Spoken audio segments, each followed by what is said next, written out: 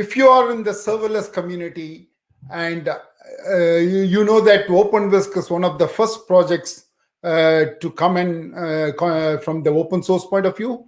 And now we have many different projects like Knative, OpenFast, and many others. But OpenWhisk has gained pretty good traction among open source community. And we are going to talk about where it is today, what is the state of the community, what is the maturity, and what are the use cases we are seeing. And then we will also briefly discuss how it is different from Knative. So if you're ready for the discussion, jump on.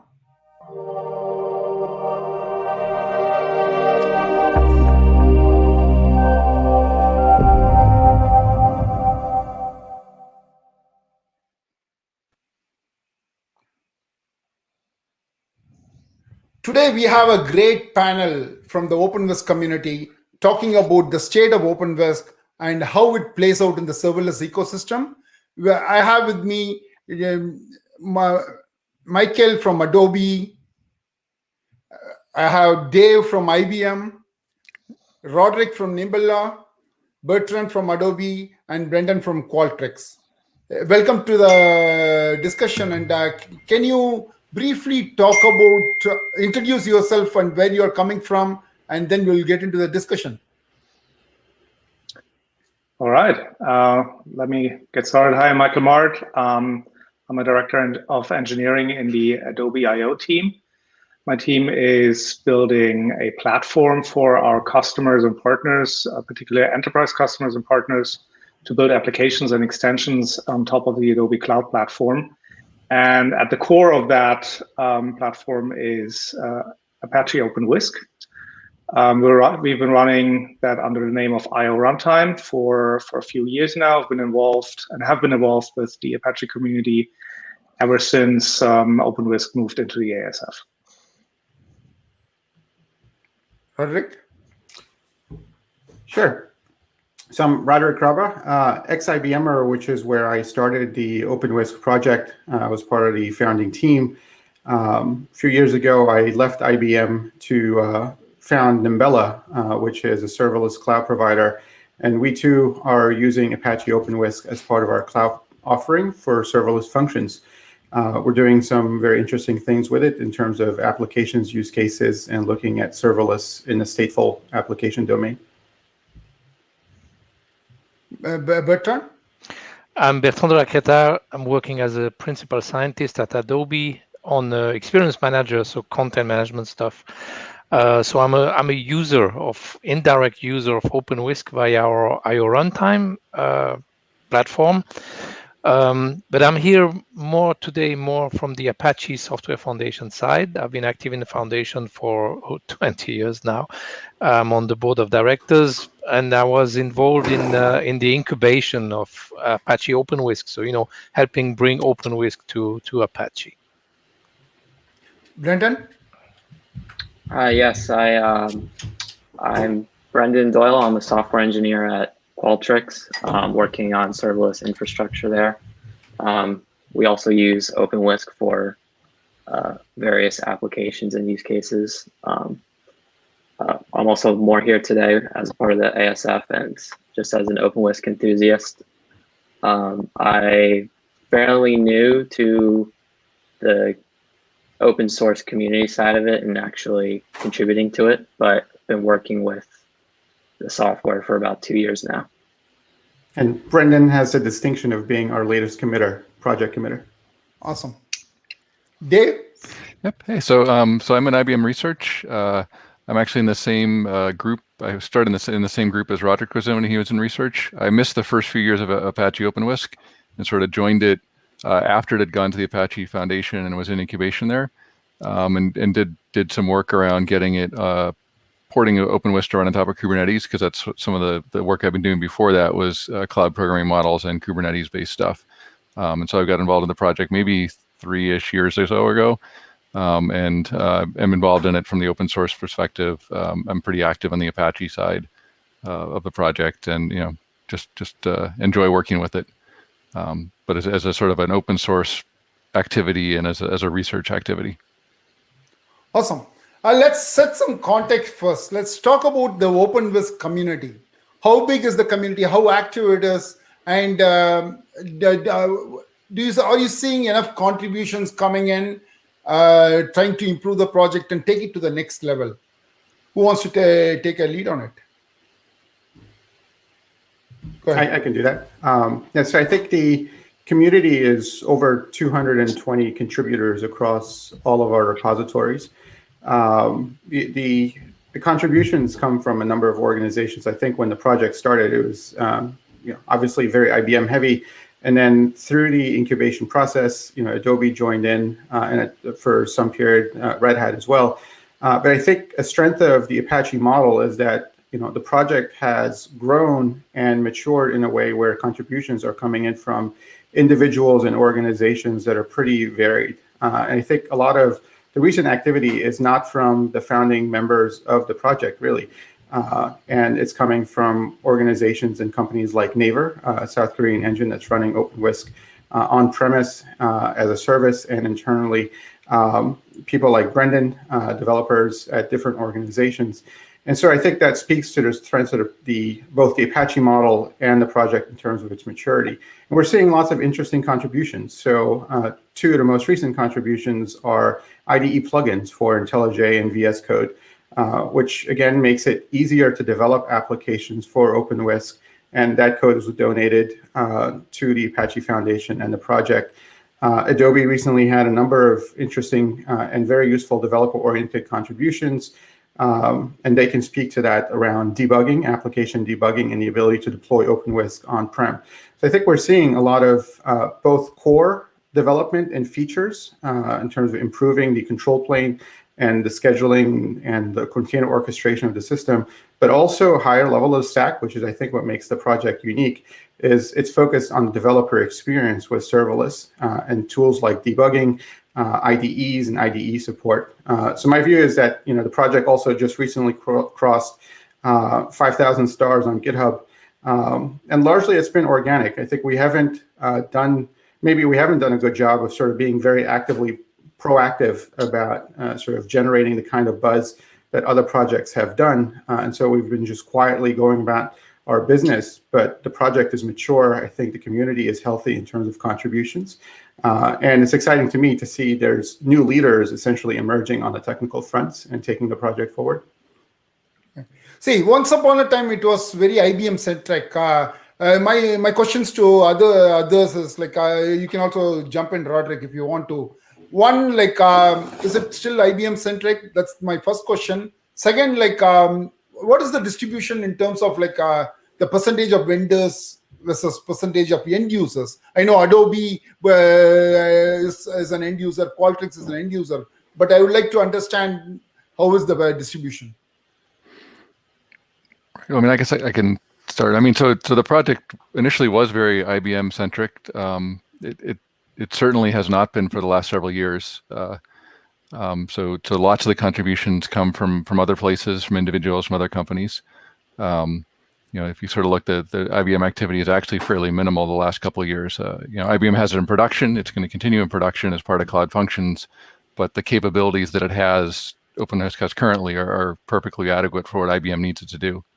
I think something else that's interesting about OpenWhisk is since there's so many different parts of it, we definitely see contributions from users and different kinds of people contributing to the different language runtimes.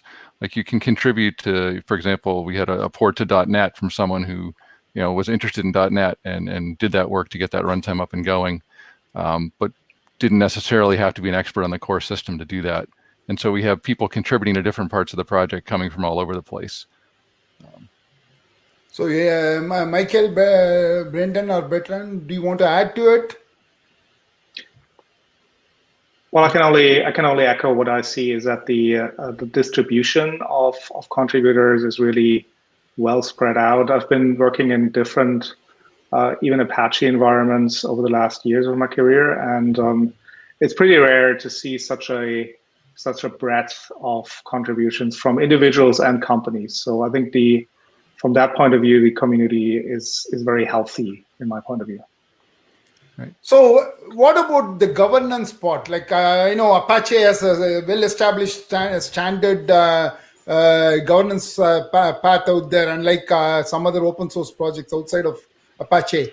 But do you think the Apache's way is capable of like bringing more people into the community, or does it put off people from joining the community?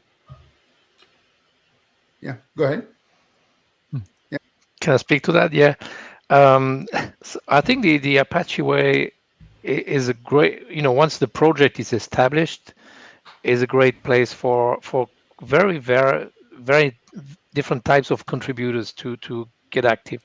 In OpenWhisk, you have large companies and individuals contributing on equal footing, on the same level. And I think that's great. Entering the Apache Software Foundation, and maybe Roderick, who was active in incubation, might comment on that. Entering the Apache Software Foundation is a bit more complicated, obviously, because depending on where the project comes from, you need to adapt the way it works to the Apache principles and some rules. So that's different things. But I think once the project is established, it's very likely to attract various types of contributors. Brendan, you are sort of new to OpenWhisk. Also, you are new to open source in general. So how do you see the community coming up? Yeah, so I think the community is very welcoming. I think the hardest barrier for attracting new people is getting over that first contribution. Once you get past that and you start to get to know people in the community of a project, it becomes a lot easier to collaborate and get new features off the ground from your end. So that's where I see the biggest barrier currently for OpenWhisk is making that easier and easier for people. Okay, so let's sort of like shift gears a little.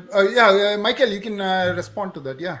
Well, I still had a comment on the Apache way and how it affects us from a position of a larger software company. So obviously everybody is running open source software one way or the other, and in many cases you don't really care about governance models. But as soon as the software becomes central to your business, and that's the case for us for Adobe IO Runtime running OpenWhisk. It's very central for what we're doing. Then the questions: is there a governance model? How can we contribute? How can we be sure that there is a safe space to collaborate? And it's not about getting a competitive advantage, quite the opposite. But it's sort of feeling safe about that no other player can basically take this thing and follow their own interests with it. So for software that matters, I'd say the Apache community governance is really central from our perspective. Right. Yeah, I definitely agree with that. I think also that the Apache Foundation has a very strong views on copyright, intellectual property, and making sure that the software it produces is freely consumable in a variety of contexts, and that's very important when you're consuming it and it's central to your business. And so that's something that's just really Apache has done a great job of. I also think the incubation process was really helpful to us. I mean, to just put it bluntly, we had to learn the Apache way. For many of us, this was our first foray into Apache. I mean, we used Apache projects. We're big consumers of the Apache Kafka project, CouchDB. But for us to sort of bring out a new project and go through incubation and learn how to operate through the Apache model, I think took some learning and took some getting comfortable with from an IBM perspective. And looking back at it now, I think we're about 5 years out since sort of we open sourced the project. I think it was the right place and the right thing to do for the project. And I think if we hadn't done that, I don't think the project would have seen as much success as it has. I think that is a good segue for us to discuss the next topic, which is like the maturity of the project. most open source project, when you talk about it, like people say, hey, it's not mature enough to deploy in production. But OpenWhisk has been there for quite some time now. As you said, it's 5 years now. So what do you think is the maturity of the project from your point of view? And in fact, since we also have some of the users, let's talk about how it is used and what are the use cases it supports and how enterprises can really leverage a project like OpenWhisk for their serverless abstraction needs. You want to go, Michael? Yeah, sure. So in terms of the maturity and stability, I shall say we basically deployed into not production but a beta when OpenWhisk entered the ASF. I believe it had been running in production for a few years at IBM before. At least that's what I'm told. I hope you guys told me the truth. Still, I was maybe not worried, but I expected some bumps in the road when we go to production with a system that is well, rather complicated and it's not an easy system to run when you look at the use case of running custom code. But even back then, it was remarkably stable. And to be honest, I expected much more trouble, way more trouble than we've seen along the road. So by now, a few years later, I think production maturity is awesome. I can only recommend it. Do you want me to continue with use cases, Krish? Yes, can you maybe talk about the stack and also then talk about some of the use cases you see in the market? Yeah. So when we started out, the use cases that we pursued were similar to what maybe how Lambda started. We have an event gateway that's hooked up to OpenWhisk. So our Adobe products, our SaaS products, throw events, and we allow our customers to run code when such an event occurs. So that's, I'd say, in terms of function as a service, that's pretty standard.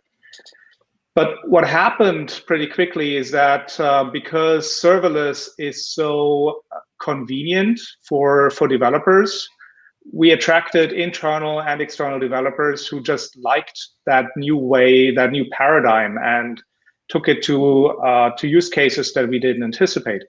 One of them is rather Adobe centric. We do a lot of image and video processing.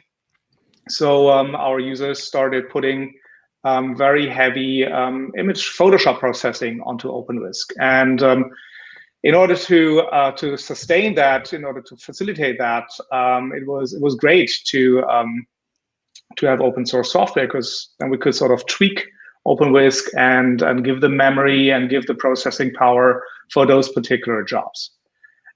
On the other end of the spectrum, we found that our users were keen on running web traffic on OpenWhisk. So we quickly found, hey, if one invocation, if one request eats up the whole container, that's pretty wasteful. So let's route some of those requests to the same container so we have more concurrency and things are much more efficient.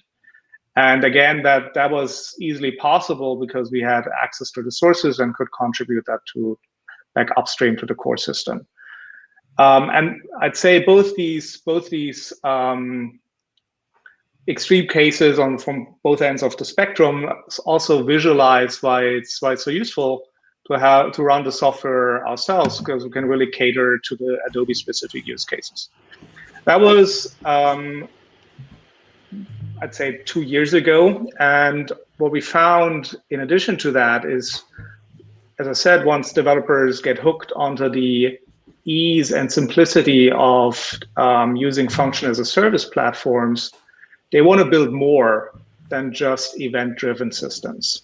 They want to build real applications. And real applications contains a UI, and they need tooling around that. But basically something that they can put out to their users that's not just running in the background, but actually something that the users interact with. So that led us to an architecture that is now very similar, what's called to a Jamstack architecture, what Nimbella is doing, what Netlify is doing.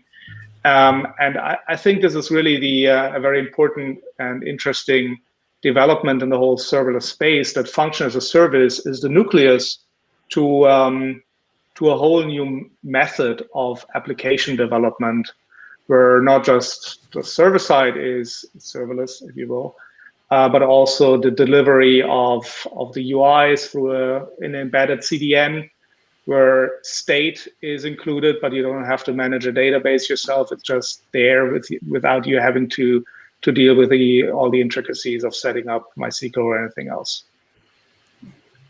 So, Roderick, do you want to talk a little bit about how you are using OpenWhisk to build that Jamstack? Yeah, I'll talk about that. I wanted to just backfill a couple of things in terms of maturity. I think, I remember a lot of the dates, the milestones around the project very vividly. I think it's because largely we recognized we were doing something really cool. And that's what it was. I mean, within a few weeks of having deployed OpenWhisk internally within IBM, we had hundreds of users. And I remember very distinctly when we crossed the 1 million functions run a day, on the internal system. I still remember some of the milestones we were hitting in terms of our user adoption. And it was really 1 year to the day from the first commit to when IBM announced and launched OpenWhisk at their Interconnect conference in 2016. And at the time, it was already, in production. And I had joked with Michael Behrens, who you had on your last panel discussing Knative, that the control plane was bug-free. And in fact, it wouldn't crash except for one known issue. And it took like 2 years before one bug surfaced, a null pointer exception surfaced in the code. So I have lots of fun memories about sort of developing the system. But I think to maturity, right, it goes to when Lambda came out, OpenWhisk was designed to essentially compete with Lambda, and not just to be on par, but to be better. And I think the programming model and the foundation of the project, having come out of IBM Research, really played into that, in that we brought some expertise from programming languages and compilers to play. And I think we built the programming model that was better from the ground up. And where you saw that was in terms of being able to chain functions together and sort of have the equivalent of a workflow or step functions in AWS, but it was all still a function, a serverless function. So we really focused on the programming model. And for the maturity of project to have pushed and allowed other organizations sort of go up the stack and elevate and look at the developer experience, a Jamstack experience, I think goes to, hey, the project is stable enough. You're not spending so much time sort of worrying about keeping the train moving. You can actually look at making the train a lot better and building a better developer experience. And so, the fact that IBM Cloud Functions runs it, Adobe runs it, these are large organizations, right? I think speak to the maturity of the code base and the project. And the use cases that we started with at Nimbella and that we're looking at is both Jamstack, but also looking at how do you bring stateful computation to the serverless model, where if you look at just functions, they're largely about compute. And to do interesting applications, you do need some aspect of state, whether it's transient state or object files, file system, and or even control state, so persistent connections. There's some new kinds of optimizations and new features you need to build into the platform for that. And so that's been where our focus is for Nimbella. And when we were looking at sort of how do we build our company, what technology to use, it wasn't a foregone conclusion. We would just use OpenWhisk. We had an open mind. We sort of evaluated what else was out there that we could use. But we sort of concluded that, given where we wanted to go, it was the best solution for us to sort of build and focus on the higher levels of abstraction we wanted to focus on. So we brought about, tooling very similar to Firefly and what Adobe has done with their Jamstack experience. We're leveraging a lot of the joint work as part of the Apache work and our joint open source work around the CLI, the command line tools, the debugger. And I think it goes to sort of, you want a system that just works. You want a system that allows you to sort of push up the stack and focus on a developer experience. Because at the end of the day, it's about the developers and being sort of able to track them where they are and the workflows that they're accustomed to. And I think this is where OpenWhisk really excels. Brendan, you also come in from the point of view of an end user. So how do you see OpenWhisk and how are you using OpenWhisk, if you can share about it? Yeah, so I'm probably going to echo here a bit on what everyone was just saying about the power of how the open source OpenWhisk, the core container orchestration part of it is rock solid, which allows organizations to basically run that and then tweak it and build their own business logic serverless applications, management applications on top of that, which as Rajik was just mentioning, including stateful Lambda, which possibly will be getting built into the core project at some point, but also function orchestration similar to AWS Steps, which is already there quite a bit with certain types of tasks. But there's definitely room for certain organizations to extend on that and sort of incubate that in their own operation of OpenWhisk, and then hopefully bring that upstream at some point to the open source community. Okay.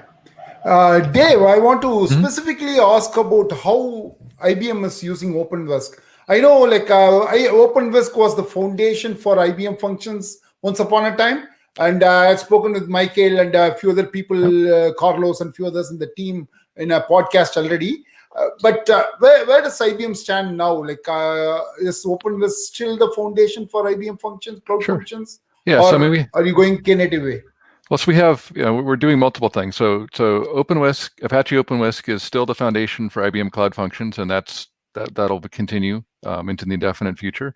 And as Michael's told you in a previous podcast, OpenWhisk really fills this niche for particular kinds of very short running, very sort of classic Lambda serverless kind of uses. By having a custom scheduler and a whole bunch of other capabilities like that, it really, in the programming model, really lets you do some things that our customers are using and finding value of. IBM also has a product that's in beta right now called Code Engine, which is based around Knative, right? And so that's fulfilling some other use cases for us. Other long-running jobs, some of the stuff that Michael talked about earlier about running multi-threaded, multiple requests in a single container. We're using that with Code Engine instead of OpenWhisk within IBM. But they really are filling different roles. For us, we're deploying both of them on top of Kubernetes. So at some level, it's just how do you take your very large data centers full of Kubernetes worker nodes and provide them to people to use in a serverless fashion. And Knative has a certain programming model and certain use cases where it's good at for doing that. And Code Engine is the product around that. And IBM Cloud Functions is built on Apache OpenWhisk. We deploy Apache OpenWhisk on top of very large Kubernetes clusters and then provide that to people that way. And it's just different things people are trying to do with their applications fit different niches for this. And I don't think that's going to change in the medium term. They really are filling different needs for us. Okay. Bertrand, do you want to add something to the maturity? So I haven't been implementing or installing OpenWhisk myself. I'm more of an end user. But I would have to say from our point of view, so I was an incubation mentor, as I mentioned, for the Apache Software Foundation, and I was impressed by how ready, how finished the software was when it entered the foundation. It was already in production, and that's a great advantage compared to some other projects which start with just a few lines of prototype code. So I think it's been mature for a long time, and that's great. So let's shift gears a little bit and talk about how OpenWhisk fits in the Apache Kubernetes world. Let's say I'm running Kubernetes and I'm a Kubernetes shop. why would I use OpenWhisk? I know Dave mentioned some of how IBM is using it for event-driven functions as well as long-running jobs, etc. How would I use? Why would I pick OpenWhisk over Knative? Right. I mean, so one thing that we definitely see is when you sort of look at what OpenWhisk is capable of doing, like the volume of functions it can launch, the rate at which it can do that, and the scale at which it can do that. Because Knative is really, for each thing that it creates, it's doing something with the Kubernetes scheduler. There's just latencies involved with talking to etcd, dealing with your CRDs, the scheduler knowing what's going on. That with OpenWhisk, we have a bespoke scheduler. It's much more efficient. So, that maybe it's a statement in time. Maybe eventually Kubernetes will get there. But right now, if you really need to run that kind of workload, where you're creating, tens or hundreds of millions of containers in a day, Kubernetes is not really capable of keeping up with that. I remember seeing an article a few years ago where some company, I don't remember who it was, was bragging about how many containers they were churning through in a day, and we were doing 10 times that. And I was like, I wish we could talk about that. But I can talk a little bit about, the use cases for Kubernetes. Part of what we're doing at Nimbella is we're building a serverless cloud that can be deployed on-prem or in an organization's cloud. And we are doing that on top of Kubernetes clusters as sort of our great normalizer for the platform. And where we're seeing sort of adoption and interest is in extending the developer experience, an Amazon-like, AWS-like developer experience now into an environment that can span multiple clouds, or that can address a number of concerns that an organization might have around customization or the ability to take their workloads and run them on a cloud of their choice. So the interest for us has been, hey, we don't want to expose Kubernetes to our end users. We like this model of pushing up the stack, retraining our developers and our operations team and our infrastructure to extract more value. How can you help us? And so from an developer perspective, that's where we're seeing the interest, and we're hopeful that we can continue to build on that and deliver sort of the experience on top of Kubernetes, so that at the end of the day, it's just a substrate and it fades into the background. I think the OpenWhisk versus Knative discussion really is about what are the use cases you want. For Knative, if you're in a Kubernetes model, it makes sense to sort of use that and sort of integrate it as part of your platform. But I think it doesn't quite go far enough yet in terms of developer experience. And that's where OpenWhisk is a bit further ahead. Although also there's these two different use cases that Dave touched on, right? The request response, very short running functions, and then there are these long running functions. And then what that indicates is there's a continuum there between functions that you want to run for different use cases and their characteristics. And we actually believe it's going to extend even further out, all the way out to the edge, and different kinds of characteristics for performance and latency there. And so, from a developer perspective, should you care, what's running under the hood versus here's my application, and as part of the serverless promise, let the system deal with the burden of figuring out which underlying system should run your code.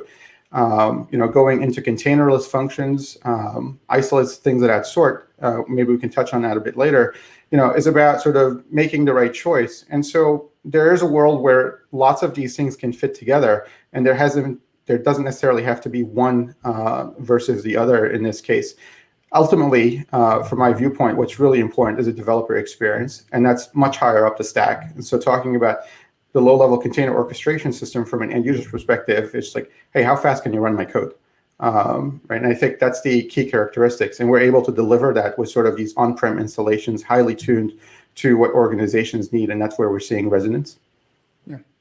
So I totally agree that the plethora of use cases that enterprises have, probably there is a world where both OpenWhisk and Knative will fit. But my question is, doesn't having both OpenWhisk and Knative add another layer of complexity, operational complexity? So how do you think that can be handled? Yeah, certainly could. And I think part of the attractiveness of Kubernetes is to sort of reduce the operational load, right? It sort of promises to do a number of things that you don't have to think about: restarts, monitoring, auto scaling, etc. But really, if you're talking about Knative for OpenWhisk, you have to talk about the use cases, as Dave pointed out. Right? For certain use cases, if you want an Amazon Lambda-like experience, it's OpenWhisk bar none. I think I've made that statement before. And the benchmarking that people have done externally sort of proved that out.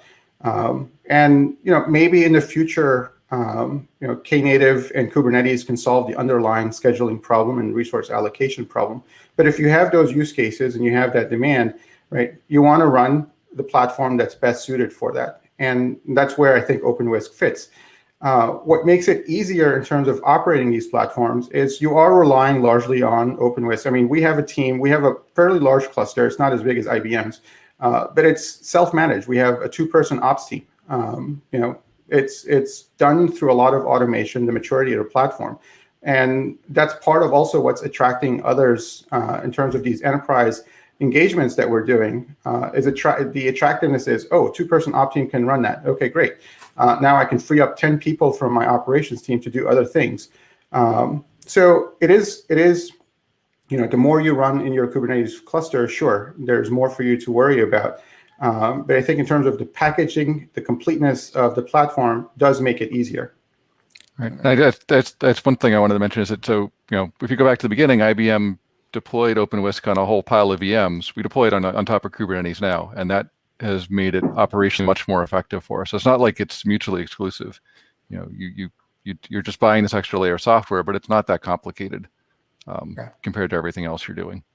Yeah, I totally agree. Probably if your underlying infrastructure is Kubernetes based, probably it's not that complicated. And I guess Knative doesn't come into picture if you're not using Kubernetes. So maybe, right? Yeah, I want to ask a specific question to either Michael or Bertrand. Either one of you can answer this. I know IBM is all-in cloud shop. They use AWS and Azure. Why did you pick OpenWhisk over AWS Lambda or Azure Function? Is it the multi-cloud strategy that led you to OpenWhisk, or are there any other advantages? So for once, the cloud independence is certainly a big factor. When we started out with OpenWhisk, we deployed on AWS and using DCOS, Mesos, as a scheduler. By now, we've migrated to Azure and use Kubernetes as a scheduler without our users noticing. So that was seamless. We just moved from one to the other. So that's certainly a big plus, not being dependent on one of those providers. The other thing certainly is being able to tweak the software. As I said at the beginning, we have use cases that go beyond the edges of what the out-of-the-box cloud providers give us. We need more RAM, we need more CPUs for one function, or we need higher concurrency. And being able to satisfy these very specific needs is only possible by controlling the software that we deploy. Okay. Brendan, you want to add anything to that? No, so Sorry, I'm not really Bertrand. involved. I'm not really involved in the operations. So maybe so just from a something. developer point of view, let's say as an end developer, why would you prefer OpenWhisk over AWS Lambda, for example? I think the one cool thing with OpenWhisk is the polyglot nature that you can run pretty much. Depending on how it's configured, you can deploy the black box containers, so run whatever. And I think that's very interesting. And one thing maybe that I wanted to add from the Adobe point of view is that I don't think there are any plans to offer the service as a general purpose serverless service. It's very useful combined with various Adobe services that we are offering. And to be able to control this, I think, as Michael was saying, is very useful to control the thing from end to end and being able to also contribute and make changes to the core if needed. Okay. And maybe something, sorry, Chris, to add to that, some work that came out of Adobe was, burst to cloud. right? You're deploying on OpenWhisk, you have finite resources, you can scale up, scale down, but at some point, maybe you want to burst to the existing cloud and sort of treat them as free resources to consume. And somebody submitted a pull request where you can go from OpenWhisk and delegate the executions to Amazon Lambda, right? But the idea in that model is, from the end user's perspective, it's still the OpenWhisk programming model. The programming developer experience is preserved. The underlying execution model can change. And since then, we've had a number of essentially implementations of our container orchestration interface that executed in a Hadoop-like environment, use different kinds of underlying container technology. We're seeing a lot of interest from academia looking at unikernels as other ways of sort of running the underlying system. So I know I've shifted the conversation a little from the Adobe Enterprise use case, but the system has sort of proven itself to be versatile to run functions in many different ways in many different environments. And the strength of that customization, the ability to sort of tailor it to your end user's needs, is what really attracts it. At the end of the day, if you don't have the need to sort of deploy your own infrastructure, you're all in on public cloud, you should use one of the cloud providers, right? Why bother with some of the configuration, management, operations? Just use the cloud. It's serverless for you. And so you have your choice of IBM Cloud Functions, Adobe, Nimbella, AWS, et cetera. But there are organizations that need that kind of customization. And for that, OpenWhisk fills the need. Yeah, I was about to ask Brendan next about how he sees the picture. So, Brendan, my question to you is, I know you are an OpenWhisk user, but when there is Knative, if you are using Kubernetes or the service offered by cloud providers, why would a developer pick OpenWhisk? Developer would pick OpenWhisk mainly for, as what everyone else has been saying, with control from an operational perspective, being able to actually go into the core project and tweak things as your organization might need to add new features. That and the multi-cloud aspect of it. There was a user recently, I can't think of the name off the top of my head, but gave an example, like a chess function that was deployed across 4 different clouds running on OpenWhisk, and was completely agnostic to where the function or which cloud the function was run on. So that's very powerful for the end user there, where you don't even need to worry about which cloud you're running your functions on. Yeah, I think the multi-cloud use case is definitely interesting, and I think I will dig in a little more on that. So let's shift gears now and talk about how sustainable ways of doing open source. You have the Apache way, where OpenWhisk is part of, and I am really looking forward to learning more about the Apache way now. But you also have the trade association way, which Linux Foundation and a few others run open source communities. In my opinion, I see Apache way as something where you focus more on the community and very little on the marketing side, whereas the trade association way is giving equal importance for marketing as well as community. So based on your experience, which will be more sustainable for the future of open source? Because in my personal opinion, if you are going the trade association way, you make compromises to bring in sponsors into the community. So that's sort of let's maybe a big cloud provider to pay their way into some community and take advantage of that. Whereas the Apache way puts code contribution as the currency for leveraging any trademarks. So I prefer Apache way, but I would like to hear from you, which is a better way to do open source. Who wants to go sure. first? I've been labeled as an Apache salesman sometimes, so I might be a bit biased in that. I don't think there's necessarily a better way or worse one. I think it depends on the context and where you want to go and what's the project structure. one thing that's very specific about the Apache way, the Apache Software Foundation, is that everybody contributes as an individual. Companies have no standing in a project. You can't say, I need this in OpenWhisk because Adobe needs it. That's not a valid reason. You have to express that in technical terms. Say, I need this feature or this feature because I want to do something with it, or explain what I want to do. But you can't say, I need this because Adobe needs it, or IBM, or anyone. And I think that's a really big difference. And it leads, I see in many projects, it leads to, in my opinion, to better modularization, because you cannot impose anything. You have to agree on the technical, on the technical plane, and sometimes, or even often, it's impossible. And then you end up fixing that by modularizing, making your software more modular. I think the HTTP server, which is the original project of the Apache Software Foundation, is the best example. It's totally modular. It's a very small core, and everything is a module. My theory is that a big part of that is because people couldn't agree.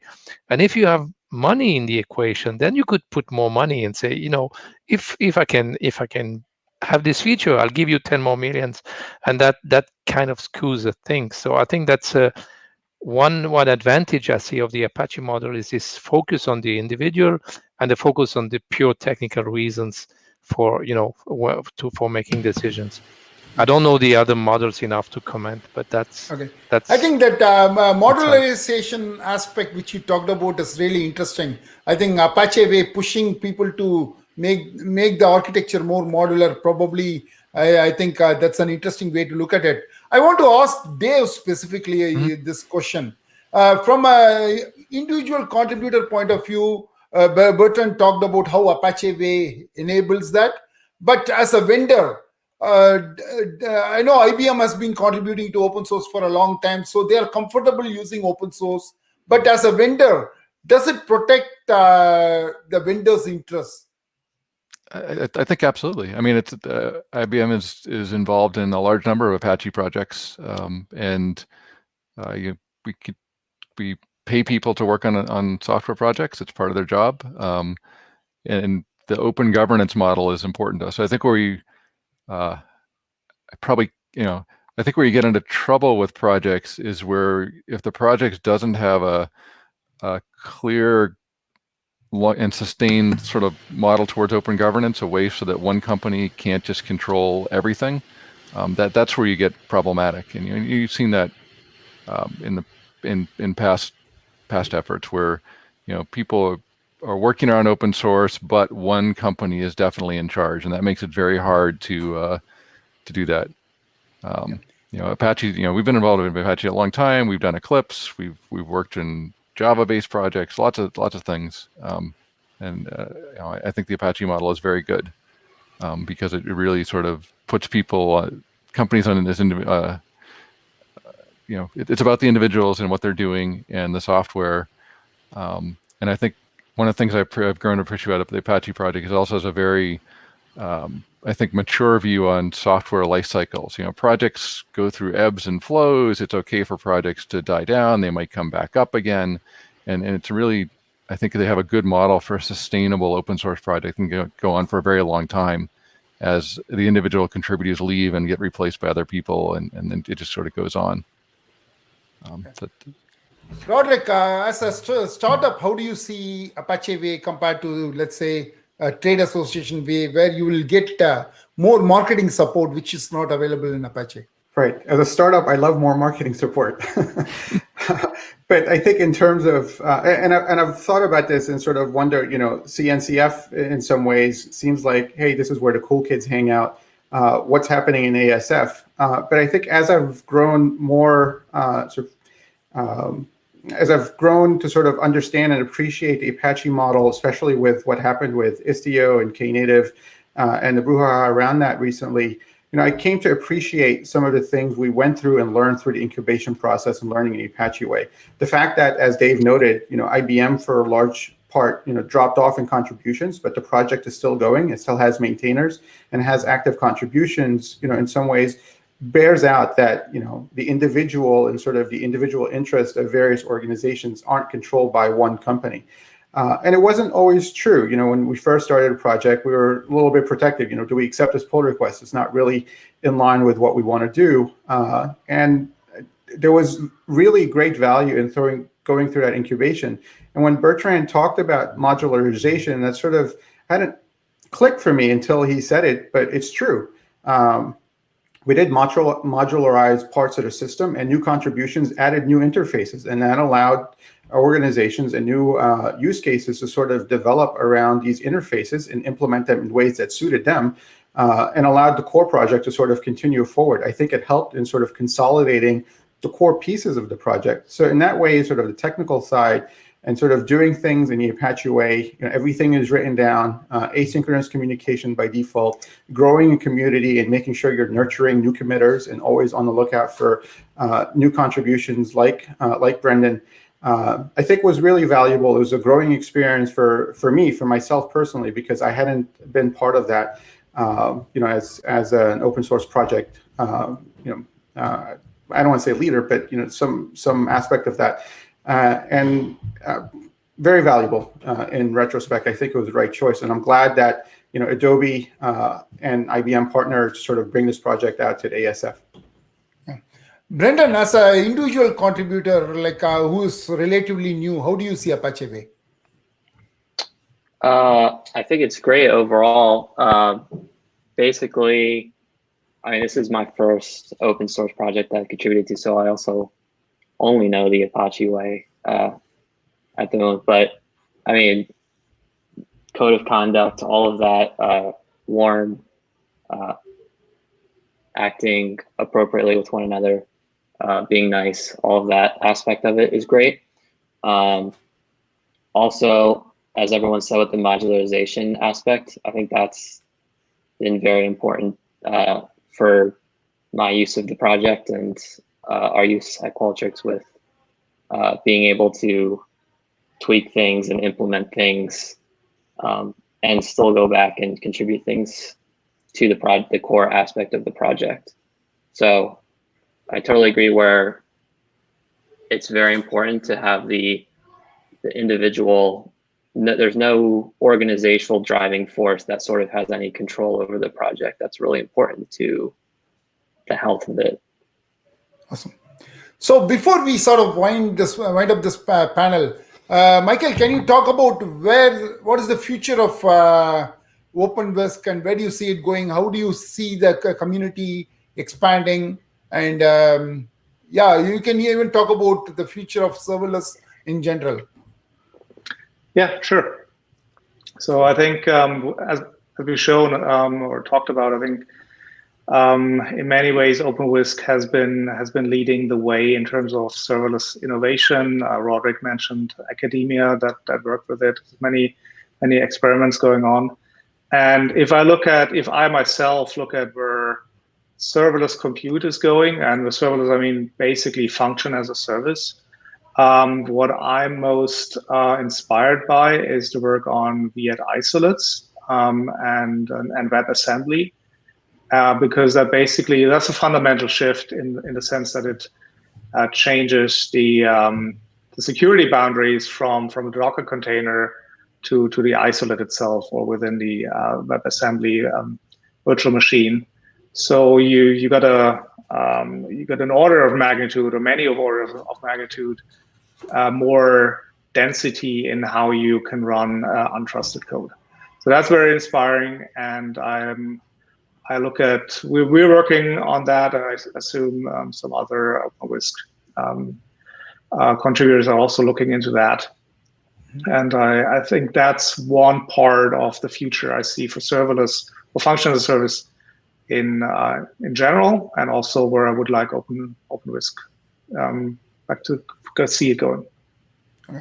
Anyone else wants to add to that? Especially, how do you see the future of the community in terms of its growth? I can say a few things. So I'll shamelessly plug one of your podcasts that you hosted me on, right, where we talked about the future of serverless. Great podcast. Everyone should listen to it. And in my view, and I've said this many times now, serverless is inevitable. I think it's inevitable in the sense that from a developer's experience, it's really liberating and it's really empowering. It makes the cloud accessible to a large number of developers who don't have to be experts in distributed systems and in cloud computing. And that makes it transcendental, and that's what really excites me about serverless. And where I see the future, as Michael said, is there's a spectrum of use cases out there, and how you actually run your functions, how you run your code, how you support them with serverless state, I think has to come together. And in that regard, this is where we're trying to take OpenWhisk. We've done some prototyping of various implementations to run OpenWhisk functions and isolates. We'd like to be able to bring that out to the Apache community and contribute to the project. That was work we actually did with Adobe.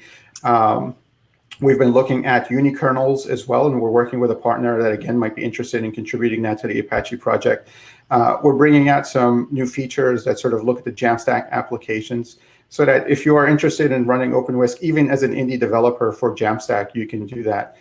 So I think there's a lot of opportunities there. And from my view, healthy competition in terms of the frameworks out there is good, because that leads to innovation. If you look at front ends, right, there's a dozen, if not more, front-end frameworks, from React and Vue and Redwood and Gatsby, et cetera. And I think it's because they're trying to find their way of sort of this low-code kind of model for front-end development. I find front-end development completely unattainable for me. It's too hard. Whereas on the back end, I sort of see serverless as, hey, this is bread and butter and should be very easy for others. And you only bring that about through competition, and sort of healthy competition, right, in that regard, because the projects can push each other forward in terms of innovation. So from my view, serverless is inevitable. It's a new Moore's law, if you will. And I think there's a lot of exciting stuff that I'd like to see happen with OpenWhisk. Anyone else want to add to that? Sure, I'll add a couple things, a couple specific things that I foresee being pretty big in the next couple of years, at least in the open source contribution side of things. Some organizations already have their own implementations of these things, but stateful lambdas, Roderick was just mentioning, is going to be huge with progressing serverless over the next few years. Tying into that somewhat is more complex function orchestration, more complex workflow options to sort of tangentially tie functions together, which will tie back into stateful lambda and reusing results of your functions for complex applications. And then on the core side of things, I see a lot of potential for performance improvements with resource utilization and scheduling.